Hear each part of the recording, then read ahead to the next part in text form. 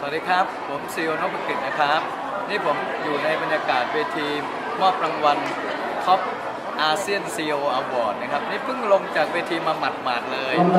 เป็นรางวัลที่มีความภาคภูมิใจมากอยากจะเรียนให้ทุกท่านทราบนะครับว่ารางวัลนี้ไม่ใช่ได้มาเพราะฝีมือของผมคนเดียวแต่ได้มาเพราะพลังทีมที่ยิ่งใหญ่ของพี่น้องชาวซัตเทิลมอลล์ทุกๆคนก็ขอขอบคุณทุกท่านที่ร่วมแรงร่วมใจกัน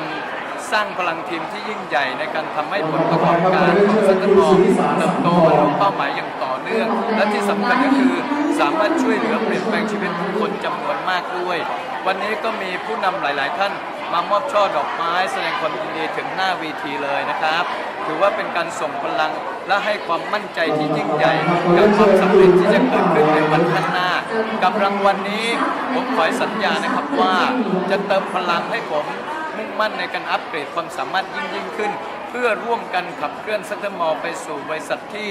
บรรลุเป้าหมายในยอดหมื่นล้านบาทในอีกไม่กี่ปีข้างหน้าเพื่อสานพันธกิจเปลี่ยนแปลงชีวิตคนหลักล้านคนให้เป็นจริงอย่างแน่นอนจับมือไว้และก้าวไปด้วยกันนะครับพี่น้องครับสวัสดีครับ